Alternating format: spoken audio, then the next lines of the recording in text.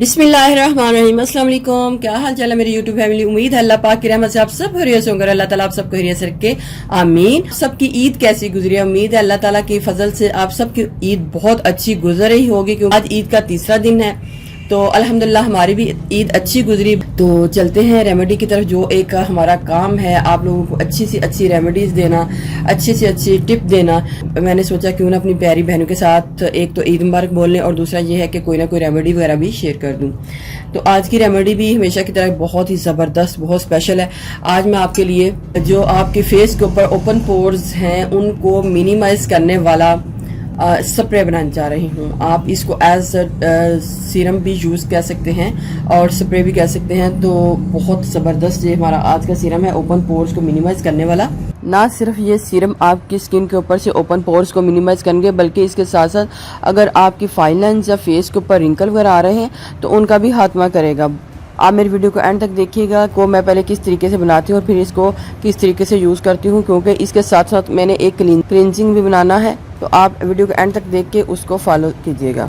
सबसे पहले हमें इधर फ्रेश एलोवेरा जेल चाहिए। ये तकरीबन इजीली मिल जाती है, इसका कोई इतना इशू नहीं है। लेकिन अगर आपको नहीं मिलती तो आप मार्केट वाली ले सकते हैं, लेकिन पहले कोशिश करें कि आप फ्रेश एलोवेरा जेल ले लें। इधर मैंने फ्रेश एलोवेरा जेल को पत्तों से अलग करके ले लिया है और इनको मैंने अच्छे तरीके से ग्राइंड कर लेना है। इसको तो मैं ग्राइंड करके आपको दिखाती हूँ कि हमने इसके बाद इसको क्या करना है। सबसे पहले मुझे इसका मेजरमेंट करना है कि हमारे पास ये कितनी एलोवेरा जेल है। तकरीबन ये एक बहुत से कम है, ये उसके ऊपर फोमिंग है, इस वजह से हमें ये ज़्यादा लग रही है। ये तकरीबन इतनी होगी, तो हमने एक मेजरमेंट कर लेना है।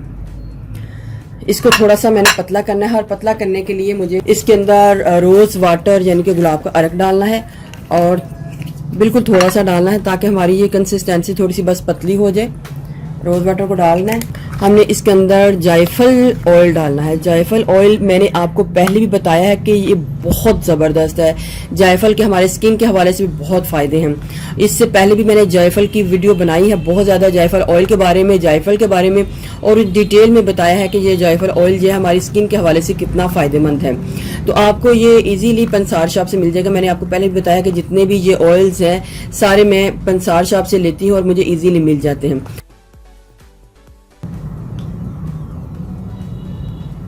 1 2 5 तकरीबन 5 टीस्पून मैंने जायफल ऑयल का डाला है। इस जायफल ऑयल की मिकदार आप ज्यादा भी रख सकते हैं। बनाकर आपने इसको फ्रिज में रखना है, रूम टेम्परेचर में खराब हो जाएगा। व्यूअर्स, उसके बाद मैं आपको एक स्पेशल बात बताती चलूँ कि आजकल के जो महीने हैं सावन भादो या जुलाई अगस्त सितंबर, इस महीने में आप ज़्यादा से ज़्यादा नीम यानी कि नीम के जब पौधा होता है उसका इस्तेमाल किया करें। नीम का सोप इस्तेमाल किया करें, नीम का फेस वॉश, नीम का ऑयल, नीम का सोप, आप नीम से रिलेटेड जो भी चीज़ें हैं उनको यूज़ किया करें, क्योंकि इस महीने में पिंपल भी निकलते हैं और जिस्म के ऊपर रैश वगैरह भी हो जाती है। तो उस हवाले से नीम बहुत अच्छा है।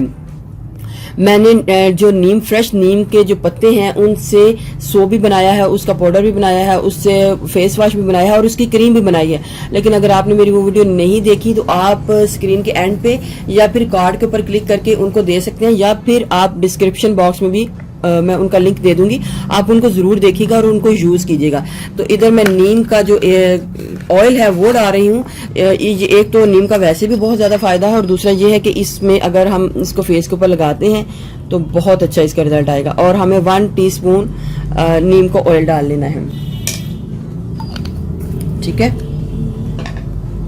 और इसको अच्छे तरीके से हमने मिक्स कर लेना है। इसको मैं अब ब्लेंड करूँगी दोबारा। ये है हमारा ओपन पोर्स को मिनिमाइज करने वाला बड़ा ही ज़बरदस्त सीरम। फोटो में डाल लेती हूँ और मैं नेक्स्ट में आपको बताती हूँ कि हमने इसको क्या करना है। हमने इसको यूज़ किस तरीके से करना है। यूज़ करने का तरीका ज़रा थोड़ा सा डिफरेंट है, आप देखिएगा और इसी तरीके से फॉलो कीजिएगा।